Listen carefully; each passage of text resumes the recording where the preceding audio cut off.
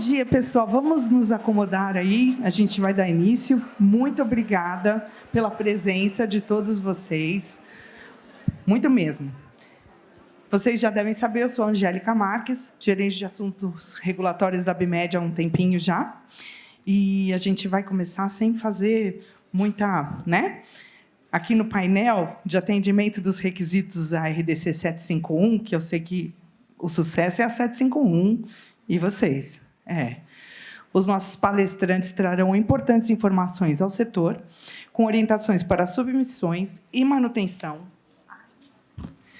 de conformidade nos processos de regularização de dispositivos médicos frente à nova normativa em vigor desde 1º de março. Como palestrantes, a gente vai ter aqui o Dr. Anderson de Almeida Pereira, que é engenheiro mecânico pela Universidade de Brasília, tem mestrado em Engenharia e Ciência de Materiais pela Unidade Federal de Campina Grande, especialização em Vigilância Sanitária na Fundação Oswaldo Cruz. Ele atua na Gerência de Tecnologia e Equipamentos Médicos da Anvisa, área responsável pela avaliação e regularização dos equipamentos e softwares médicos há 18 anos, e desde 2014 ele é o gerente da área. E a doutora Priscila Considero, ela é graduada em Ciência e Tecnologia e graduanda em bacharelado em Engenharia Biomédica e Neurociências pela Universidade Federal do ABC. Não, UFABC, não. Eu acho que está com o meu currículo. Eu acho que me deram o currículo da outra Priscila. Eu sei quem é essa Priscila que eu estava lendo, é a Priscila Lemes. Eu vou deixar a doutora Priscila falar o dela.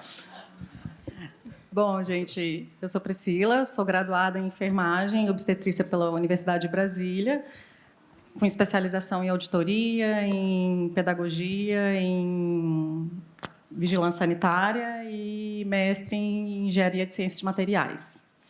Estou na GGTPS desde 2007 e na gerência de tecnologia de materiais de saúde desde 2015. É isso. Pouca coisa, né, gente? A mulher é um avião. E a gente tem aqui como moderadora a Débora Ferreira, que ela coordena o nosso Comitê de Inteligência Regulatória na BIMED, e ela é farmacêutica há mais de 12 anos, tem de experiência na área de assuntos regulatórios e multinacionais de dispositivos médicos. Hoje, ela é gerente de assuntos regulatórios na Boston Scientific. E eu queria agradecer muito a disponibilidade de todos estarem aqui e passar a palavra para a gente iniciar com a doutora Priscila, né? A gente ia iniciar com o doutor Anderson, teve uma leve invertida, fora essa questão do currículo, que eu peço desculpas. Obrigada. Não, gente, bom dia. Na verdade, eu e o Anderson, a gente fez uma modificação na forma que a gente vai fazer a apresentação hoje, considerando que algumas a gente tem um tempo, né, teria que otimizar o tempo, então nós resolvemos fazer uma única apresentação, de modo que a gente possa fazer uma particularidade, possa apresentar as informações em comum no mesmo momento, sem ficar repetitivo, e as particularidades de cada área vão ser pontuadas, né? Então, só essa explicação antes da gente iniciar, mas bom dia a todos. Obrigada pelo prestígio, pela participação. É muito bom a gente voltar a ter esses momentos presenciais. Eu acho que eu não tive a oportunidade de estar presente na Feira Hospitalar o ano passado, então estou retornando agora e assim fico muito feliz de ver esse momento e de ter voltar a ter esses momentos que a gente sentiu falta, né? Então, vamos lá.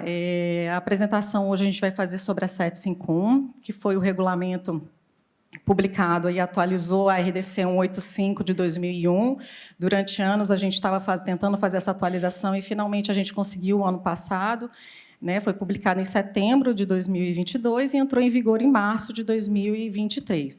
Então, o nosso foco hoje ele vai ser no dossiê, que eu acredito que seja a questão que mais esteja gerando dúvidas, gerando preocupações em relação de como que vai ser feita essa submissão, de como que vão apresentar para a Anvisa, que documento tem que ter instruído.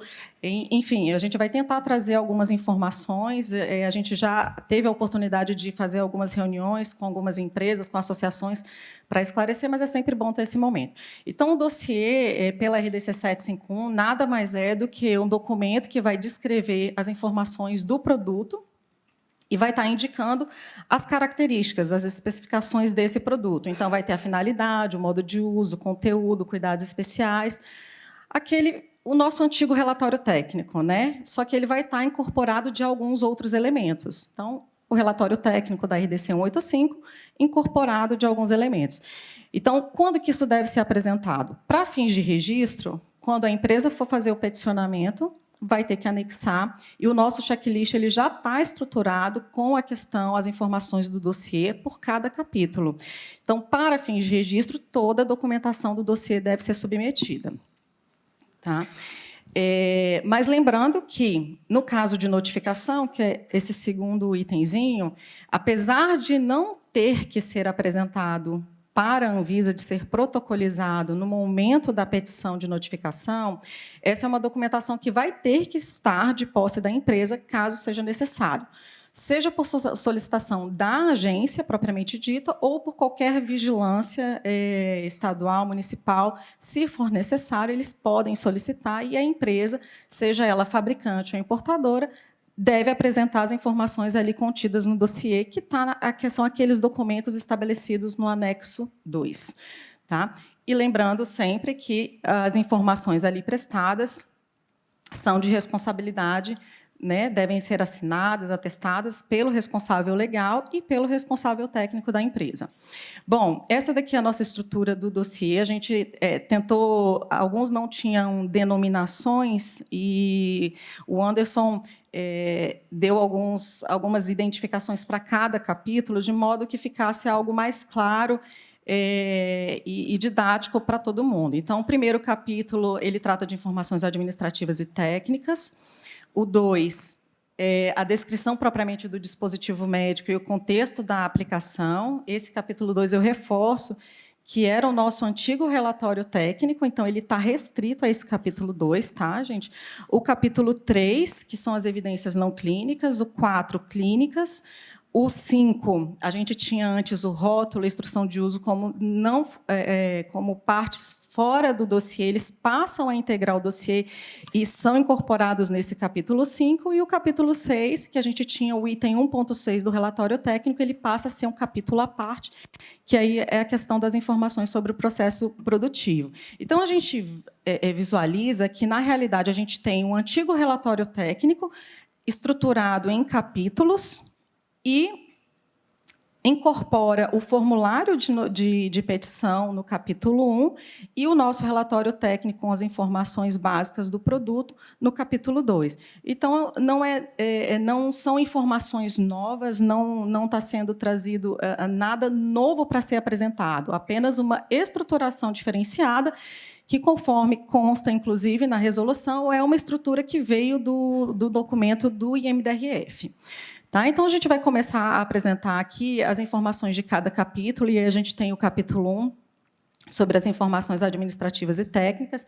Então, nesse primeiro item, o que deve ser apresentado é o formulário de petição, que ele tem disponível no portal da Anvisa, por vários caminhos, diferentes caminhos. Eu coloquei aqui o primeiro caminho, que é pela centrais de conteúdos, publicações, produtos para saúde e formulários. Então, não sei se a ABMed vai disponibilizar depois a apresentação, mas vai ficar todo esse caminho para facilitar, porque a gente sabe que, por vezes, o portal da Anvisa dificulta o acesso, né? Não é tão amigável, então, às vezes, tem uma dificuldade de achar.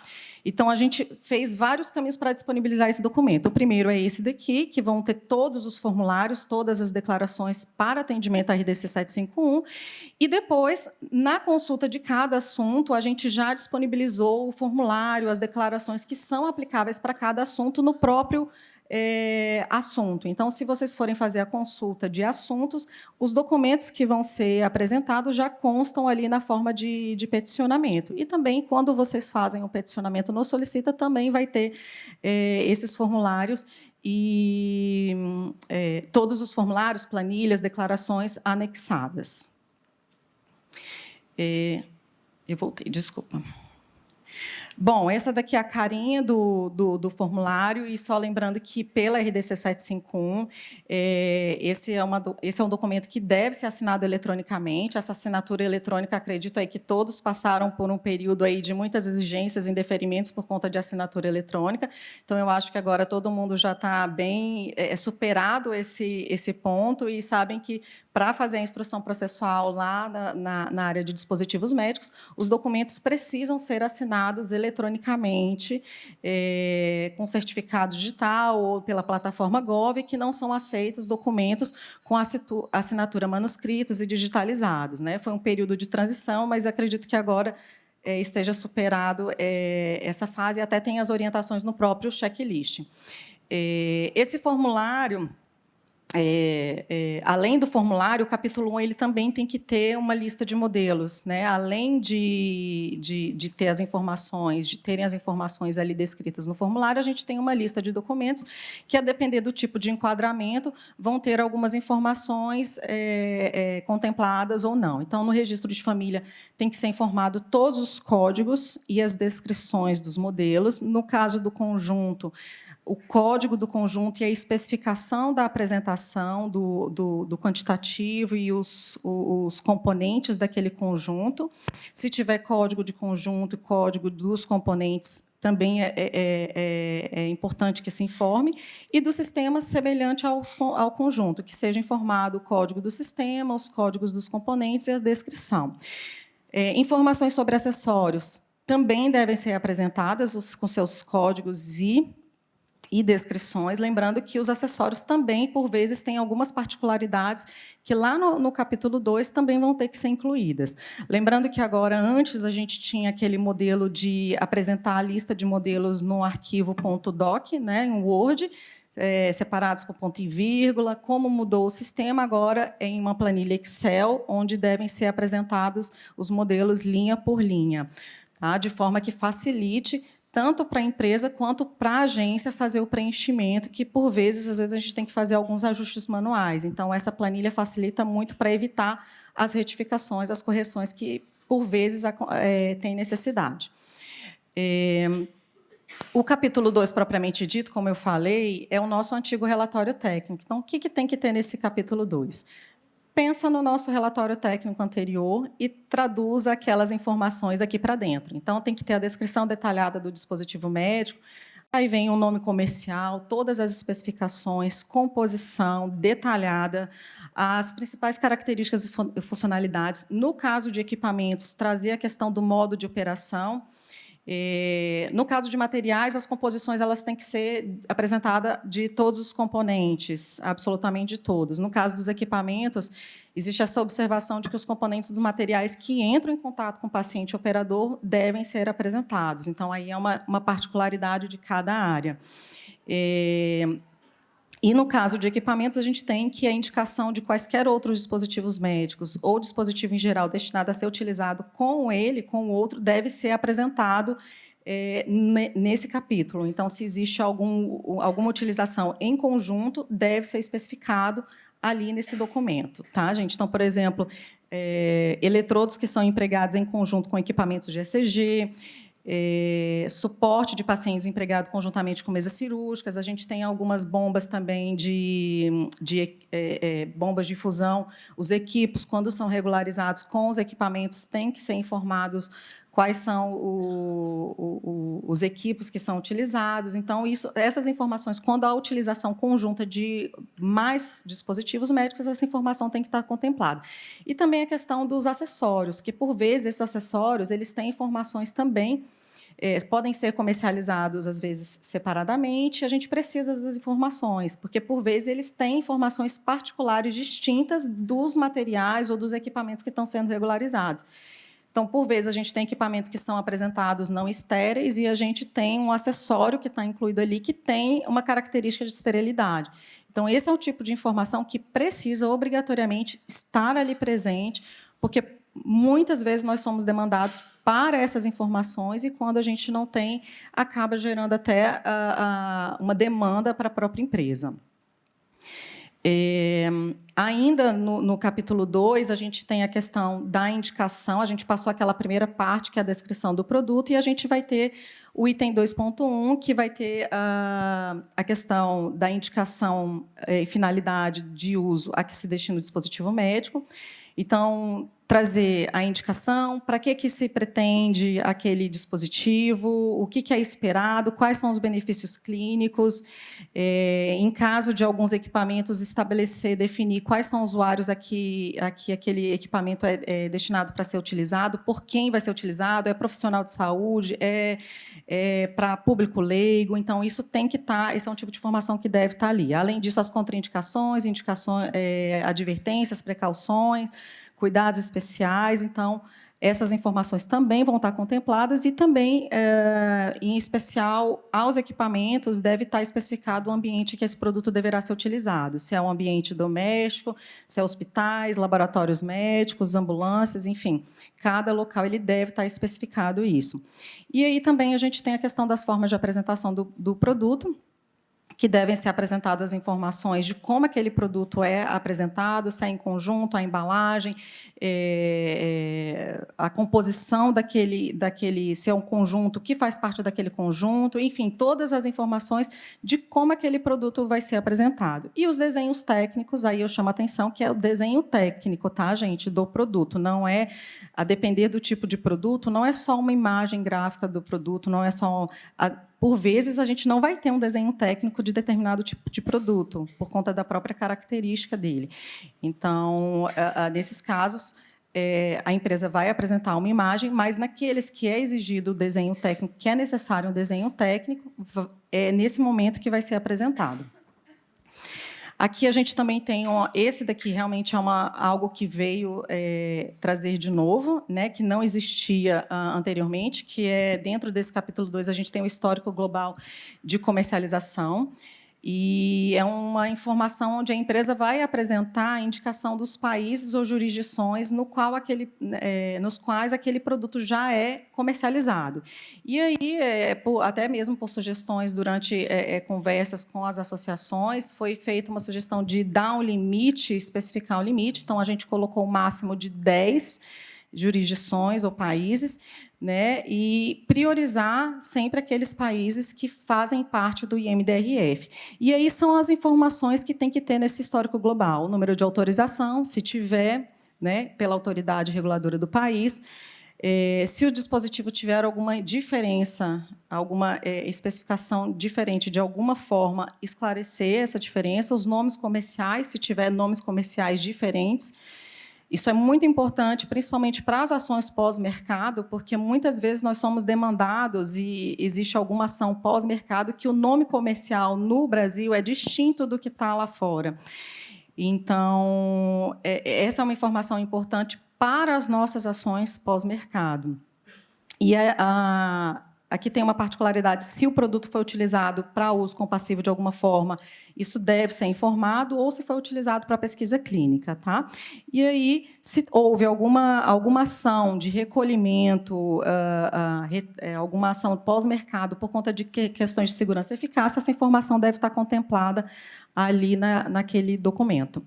O capítulo 2 ainda traz, no item 2.2, a tabela comparativa, que a gente também pedia, quando é registro de família, ou conjunto ou sistema, apresentar as informações sobre as semelhanças e diferenças desses modelos ou das formas de apresentação.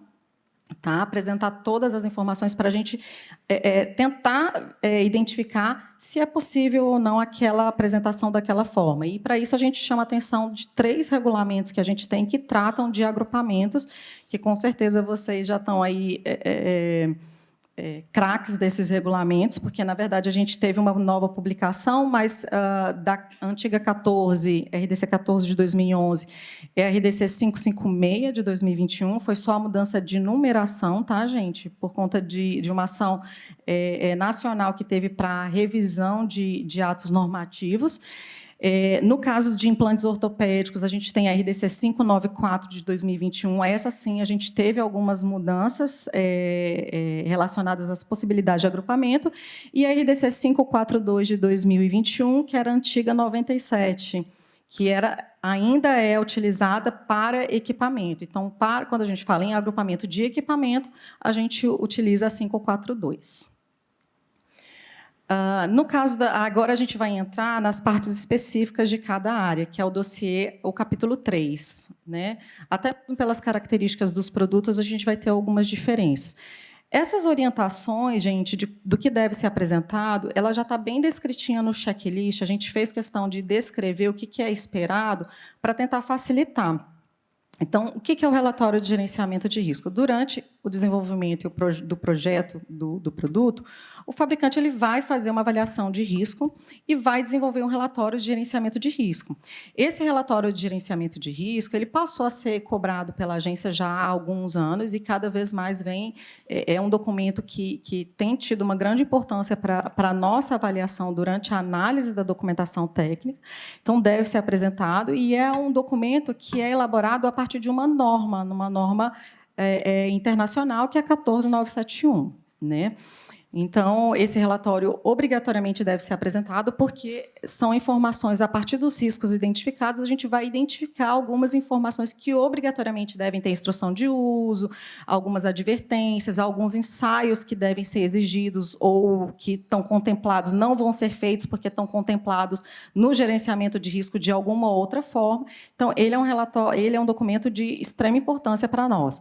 A lista de requisitos essenciais de segurança e desempenho são aqueles estabelecidos na 546, e ali não é só informar que atende ou não, né? É tentar elencar os requisitos que ali estão contemplados e fazer indicação de ou documentos que vão atender aquele requisito, que vão comprovar. Então, tem que comprovar que o produto vai estar apresentado da forma estéril, porque ele é estéril.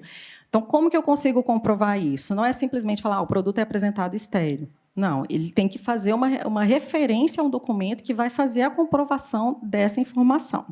Tá? E aí isso vai se aplicando para todos os itens da 546, que é a antiga 56 de 2001. Tá? Essa que o Augusto comentou anteriormente está em fase de revisão no Mercosul e deve estar sendo tratado, e a gente tem a expectativa ainda de publicar esse ano a revisão dessa norma. A lista de normas técnicas durante o processo fabril e também para o produto, quando tiver norma técnica e for utilizada e for aplicada pelo fabricante, ela deve ser informada todas as normas técnicas, tanto do produto quanto do processo. A caracterização física e mecânica, que a gente está falando de relatórios que são gerados a partir de ensaios de caracterização mesmo física e mecânica, quando aplicável, e aí por isso que a gente tem que fazer a referência ao relatório de gerenciamento de risco, porque muitos desses itens vão estar linkados. Então, é importante ter todo esse levantamento da necessidade ou não no gerenciamento de risco e apresentar essa documentação comprobatória. A caracterização do material e a caracterização química, também a partir de ensaios ou evidências sobre aquela característica do produto. Então, vão ter também determinados produtos que não será aplicável a esse tipo de caracterização, de ensaio, não vai ter. Então, sempre tem que ter uma justificativa por que não está sendo apresentado e vinculado também ao relatório de gerenciamento de risco. Nesse caso, a gente também tem os sistemas elétricos, segurança, proteção mecânica, ambiental e compatibilidade eletromagnética. É um item muito mais relacionado a equipamento, mas a gente também tem os materiais, a questão com a compatibilidade com ressonância magnética. Tá? Então, alguns materiais metálicos, eles precisam ter a comprovação que podem ser submetidos a determinados exames e que não vão ter interferência ou não vai ter nenhum prejuízo para o paciente nem para os operadores. A avaliação de biocompatibilidade, todo mundo sabe que isso é uma documentação necessária, que é feita conforme a ISO 10993. E aí a própria 10993-1, ela especifica, né, e isso com certeza todos já sabem, dependendo do local de aplicação, do grau de invasividade, ele vai exigir determinados ensaios que são obrigatórios, outros que não são obrigatórios. E a nossa análise sempre é baseada com base naquela tabela da 10993-1, associada às próprias informações do gerenciamento de risco.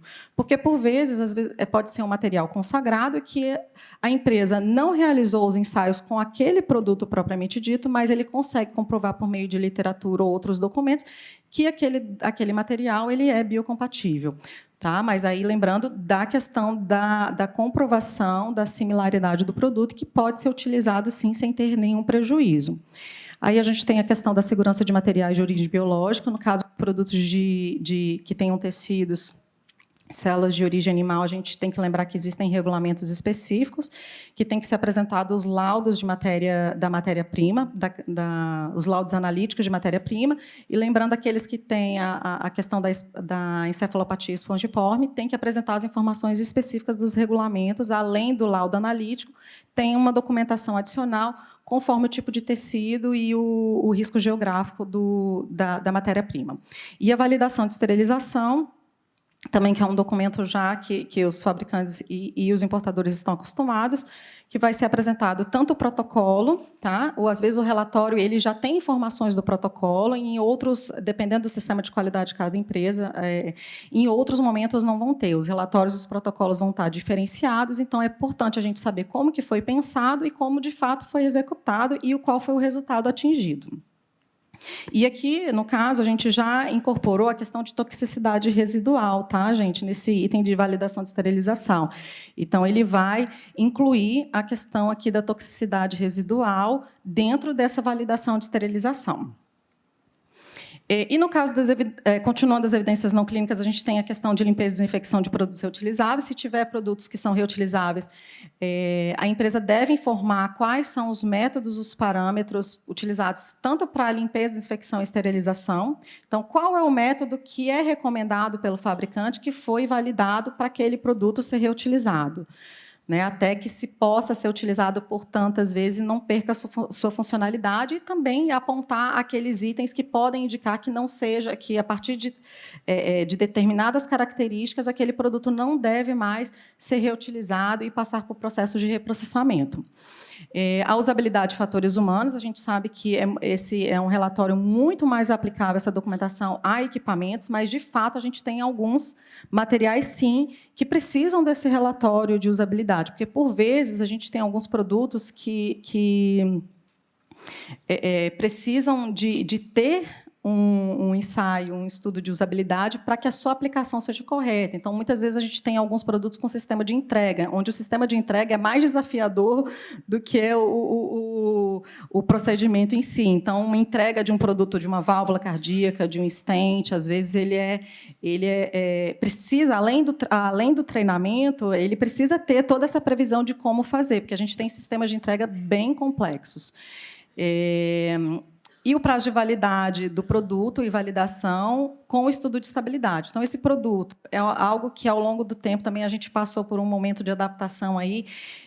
Muitas vezes, alguns processos muito antigos não tinham prazo de validade. A gente teve um movimento também há uns anos atrás. Então, o prazo de validade do produto ele tem que ser informado. Então, o meu produto vale por 3 anos, 2 anos, 5 anos, e isso tem que ser comprovado por meio de um estudo de estabilidade. Tá? E essa informação ela tem que fazer parte do dossiê. E aqui eu vou passar aqui o microfone para o Anderson, porque ele vai tratar justamente do capítulo 3, que tem algumas particularidades de equipamentos. Tá, gente? Passa para frente esse daqui. Bom dia a todos. É bom ver a casa cheia aí. Obrigado pela presença de todos. Bom, a RDC 751, de certa forma, ela veio, como é de conhecimento de todos, ela substituiu a 185 de 2001 e que, de certa forma, ela simplifica vários requisitos e esclarece e deixa bem claro outros requisitos, unificou os produtos notificados e registrados. De certa forma, para efeito regulatório, é bom que vai ter uma norma só e é bom se aprofundar nela, que ela é a nossa principal norma, tá? E, em função dela, as outras estão encaixadas. As regras de classificação de produtos médicos vão agora estão alinhadas com a diretiva europeia, então seguiu muito alinhado, inclui a regra de software, que é atrelado também à nossa RDC 657 de 2021, de Software as a Medical Device. E aí foi bom que a Priscila já apresentou boa parte, agora só a parte aplicável a equipamento. Bom, vamos lá. A parte do item 3.1, que é o relatório de gerenciamento de risco, esse item é importantíssimo para o dossiê técnico. Ele tem evoluído muito. Antigamente, em 2008, quando a gente começou mesmo incipiente a exigir esse documento, vinham relatórios muito fracos. Hoje estão bem detalhados. A gente precisa ver a identificação de todos os riscos, as ações realizadas, tanto na modificação de projeto, as modificações relacionadas a alertas e advertências, o que a empresa fez para mitigar esses riscos identificados. É necessário também que a empresa, claro, seguindo a norma ISO 14971, ou outras correlatas também, mas que se identifique todos os riscos, estejam, claro, as ações realizadas para diminuir o risco, que se faça também uma categorização dos riscos e o nível de aceitabilidade que a empresa está disposta a correr, a colocar o seu produto no mercado. Então, tem que estar bem claro os riscos identificados, uma tabela com o score. Depois, outra tabela depois das ações realizadas e os riscos residuais, na qual a empresa tem a pretensão de assumir a responsabilidade sobre esses riscos. Não existe equipamento sem o risco. Mesmo o equipamento seguro, testado e certificado, existem os riscos residuais. Bom, a parte da RDC 546, de segurança e eficácia, continua, que era a nossa 56 de 2001. Essa não teve mudança, mas a Priscila já comentou que ela está em discussão, já em fase final, harmonizando no Mercosul. Eu imagino que, logo no começo do segundo semestre, a gente já tem essa norma publicada. Tá? Mas ela segue muito a nossa 56 e alinhada com a nova diretiva europeia também, e com as diretrizes do INDRF. Bom, listas de normas técnicas. Tá, já surgiu pergunta, o meu produto é certificado, já tem lá a lista de 5, 6 normas técnicas que já foram ensaiadas. Não é suficiente, porque no desenvolvimento do projeto foram utilizadas várias normas técnicas. Então, a gente quer identificar, além das que foram utilizadas no certificado de conformidade, que é compulsório, outras normas técnicas que foram utilizadas no desenvolvimento do produto. Tá? E vale para os produtos que ainda não são certificados também. Passando aqui. Caracterização física e mecânica. Nesse ponto aí, no que for aplicável a equipamento, se deve apresentar os relatórios de ensaio, os testes, as validações. Por exemplo, um equipamento de raio-x. A mesa de raio-x precisa apresentar os testes de carga para comprovar aquela capacidade de carga. Então, no que for aplicável, é necessário fazer a caracterização física e mecânica. A parte de caracterização material e química, boa parte não é aplicável para equipamento. Vocês podem declarar, ó, não é aplicável, por isso não é necessário apresentar. Então, só uma justificativa simples. Porém, alguns acessórios entram em contato com o paciente e tem um contato mais prolongado, que vão estar como acessórios do equipamento de uso exclusivo, que precisam também ser apresentados essa composição de material, essa caracterização de material. Tá? Então, não são todos equipamentos, mas alguns acessórios vão estar abrangidos nessa parte. Bom, sistemas elétricos de segurança, proteção mecânica, ambiental e compatibilidade eletromagnética. Para os equipamentos que já são certificados, certificado de conformidade em metro, eles já foram verificados a segurança elétrica, a parte de segurança de desempenho e a parte de compatibilidade eletromagnética. Então, nesses casos, é só citar que o produto é certificado e possui o certificado número tal. Não precisa apresentar mais nada, tá, nesse item. Porém, a gente não tem todos os produtos hoje na linha de certificados. Então, por exemplo, marca-passo cardíaco, aí a gente ainda não tem laboratório no Brasil e a gente não faz ainda a certificação compulsória.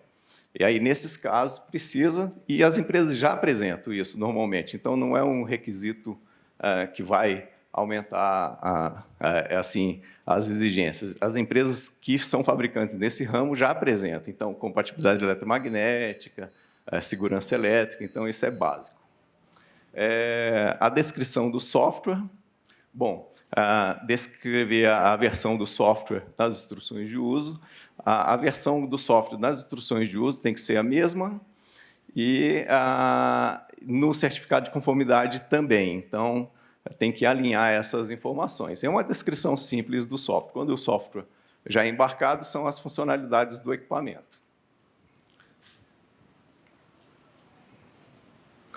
Bom, a biocompatibilidade, quando for aplicável para alguns tipos de materiais dos acessórios que vão entrar em contato com o paciente, sim, a avaliação da biocompatibilidade, para mostrar que o material é biocompatível, pela ISO 10993. Também a avaliação de pirogenicidade, se aplicável, na maioria das vezes não é. A parte de materiais de origem biológica não tem equipamentos, não vi nenhum equipamento até hoje entrar com nada com origem biológica, e se entrasse eu chamava a Priscila para dar uma olhada. E a parte de validação e esterilização, boa parte dos equipamentos não são estéreis nem esterilizados, porém os acessórios, alguns são estéreis, aí precisa apresentar o relatório de validação de esterilização, a parte de toxicidade residual e toda a validação.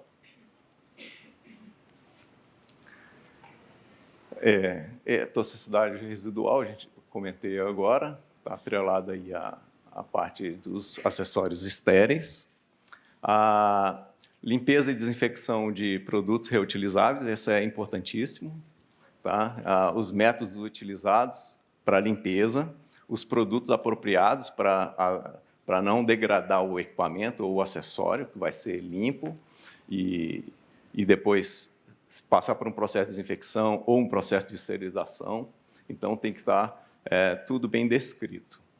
A parte de usabilidade de fatores humanos é um item que tem evoluído, mas a gente tem visto assim, relatórios bem iniciantes. Então, também é um item que a gente espera que evolua com o tempo. Hoje existem, eu acho que um laboratório aqui em São Paulo, não sei se é no Sírio-Libanês, um na Unifei, em Itajubá, e na PUC do Rio Grande do Sul também tem um laboratório de usabilidade.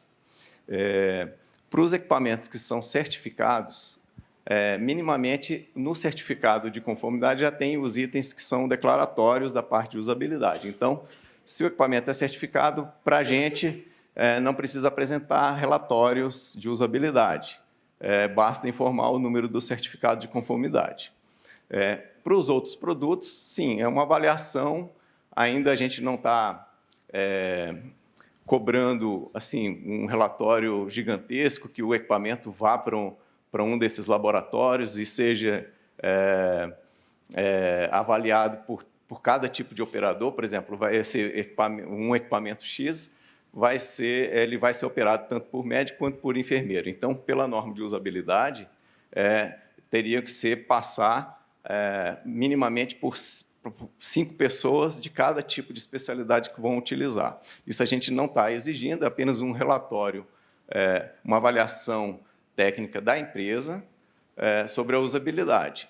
Posteriormente, igual o relatório de gerenciamento de risco, que hoje a gente aprofunda mais, o relatório de usabilidade, a tendência, eu acho que melhorar a cada ano. Tá?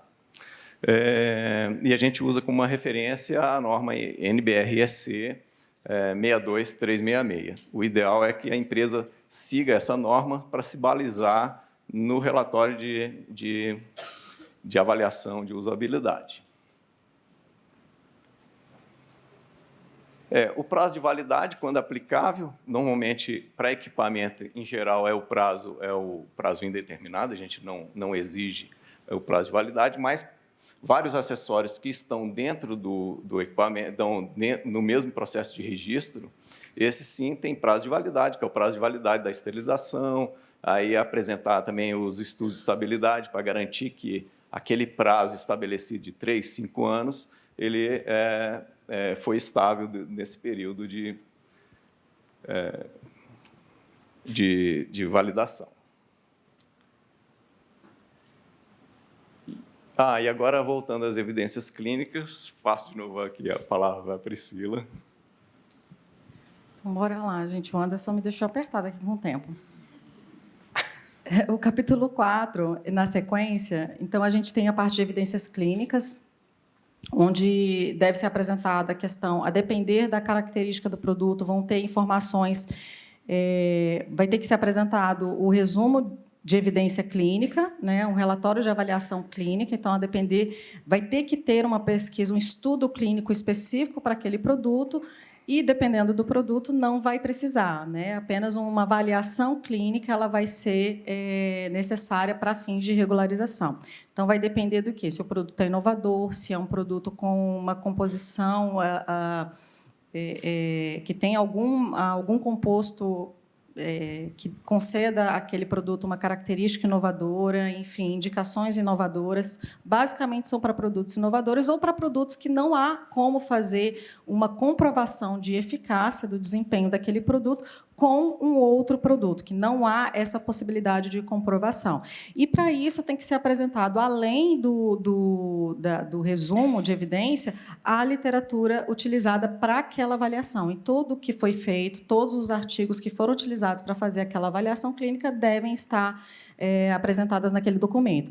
E, por fim, aqui a gente só colocou uma atenção, chamou atenção para a nota técnica que foi construída em conjunto com a CPPRO, que é a Coordenação de Pesquisa Clínica, que dá uma orientação de para quais produtos, de uma forma exemplificativa, devem ser apresentados os estudos clínicos propriamente dito para o produto. Aquela é uma lista exaustiva? Não, é uma lista exemplificativa e vai depender muito da característica do produto e também das informações que vão ser apresentadas para a comprovação de segurança do produto. Passando para o capítulo 5, a gente passou a fazer parte do dossiê, que é a questão de rotulagem, do rótulo e instrução de uso. As informações, basicamente, são as mesmas da 185. Então, a gente tem aqueles itens de rótulo que estava na 185, passaram a fazer parte do artigo 47 da RDC 751. Então, não tem muita coisa nova. A informação que passou a ser incorporada na RDC 751 e que muitas empresas já estão fazendo peticionamento para adequação é a questão da terminologia do importador e detentor, que a gente passou a trazer essa questão do detentor ao invés do importador, porque a gente, por vezes, tinha muitos questionamentos por conta de portos e aeroportos e também da Receita por divergência de definições desses termos, né, e porque muitas vezes é feita também a importação por conta e ordem de terceiro, então, muitas vezes as empresas tinham dificuldade. Então, a gente trouxe essa informação que, para a gente, também foi uma evolução, e eu acho que também vem corroborar com todo o processo da empresa num todo, né? E as instruções de uso também não têm informações diferentes. O que estava na 85 foi incorporado no artigo 48 e a gente também compilou as informações que existiam na IN 4 de instruções de uso em formato eletrônico, elas passaram a compor a RDC 751,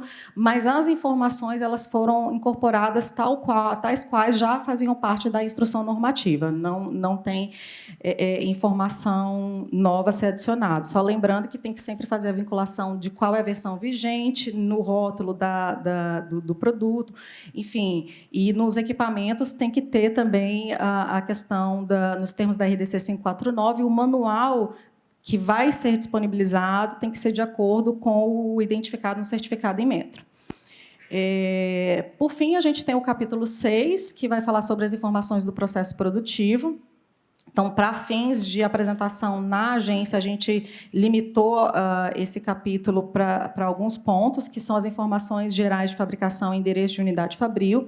Era o nosso antigo 1.5 do relatório técnico, que era o diagrama de fluxo. Então, tem que apresentar o fluxograma de fabricação detalhado, tá, gente? Desde o recebimento, as matérias-primas, enfim, a gente sempre fala. E como esse mundo de dispositivos médicos modificou muito a sua forma de fabricação, hoje a gente tem muita fabricação segmentada. Então, a gente precisa saber aonde que cada etapa é realizada, com a identificação da unidade fabril, com a identificação de que etapa é feita em qual local, até também para determinar a questão da apresentação do certificado de boas práticas de fabricação.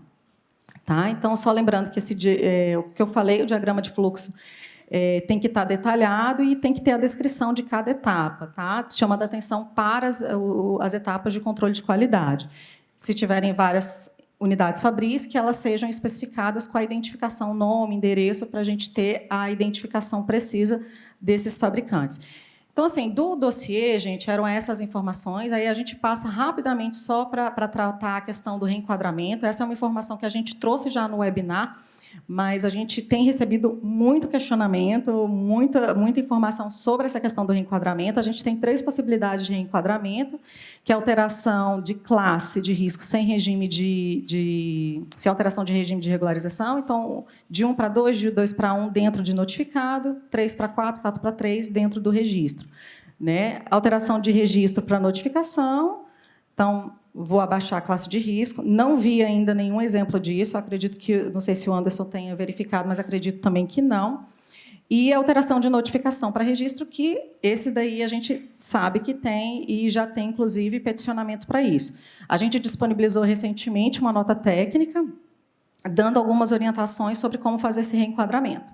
Então, essa daqui é só como que deve ser feito do primeira categoria de alteração de classe de risco sem alteração de regime. Como que eu vou fazer isso no registro? Tá? Então, para notificação, não vai ter tanto impacto. No caso de registro, a gente vai ter um impacto, principalmente quando muda de 3 para 4, porque o certificado de boas práticas aparece a classe de risco. Então, quando eu devo apresentar isso para a Anvisa? Quando eu devo fazer isso? Quando vocês forem protocolar uma primeira petição que exija a CBPF. Aí, sim, vocês vão fazer essa atualização para a gente. Ah, mas posso fazer logo? Pode, vai depender do que a empresa pretende. Ah, eu já tenho o certificado, posso fazer, Anvisa? Pode. A gente não vai fazer essa exigência, assim, não é a nossa intenção, a não ser que tenha sido identificada alguma necessidade, a gente pode fazer essa demanda para a empresa. Mas, a princípio, no momento de uma primeira petição que exige o certificado, ele já deve ser apresentado atualizado. Então, o que eu oriento? Já verifiquem se teve a mudança, solicitem a atualização do certificado de boas práticas para, no momento apropriado, vocês já fazerem um protocolo para atualizar o registro. O outro item é da alteração do registro para notificação, que a gente não conseguiu identificar processos, produtos que vão acontecer essa modificação, mas como que eu faço? Peticiona uma retificação à Anvisa. Tá? Da mesma forma, a gente não vai fazer, a não ser que a gente identifique, a gente não vai fazer esse tipo de modificação. Então, a empresa verificou que tem uma situação que se enquadra, faz o protocolo da retificação. E esse daqui que é o mais desafiador, tanto para vocês quanto para a gente, né, por conta da demanda, que é a alteração de notificação para registro. E aí foi gerado um assunto específico de reenquadramento. Tá? Existem 2 assuntos de materiais e 2 assuntos de equipamento que devem ser peticionados pela empresa para fins de fazer a mudança da notificação para o registro, porque a gente tem alguns ajustes que vão precisar ser feitos no sistema, a questão de data de validade, a atualização da classe de risco, a atualização do assunto. Então, foi feito essa petição específica. As empresas têm o prazo de 1 ano, a partir da vigência, de 1º de março, para fazer o protocolo, tá, gente? Para fazer o protocolo. A empresa fazendo isso, a notificação da notificação para o registro, pode apresentar o protocolo do CBPF para iniciar a análise, mas ele não vai ser deferido enquanto não tiver publicado. Então, da mesma forma que o registro, inicia a análise e também mas não é deferido. Então, a intenção é não tirar o produto no mercado, mas permitir essa adequação. Bom, e o último eu já falei, que é a questão do certificado que dá o direito de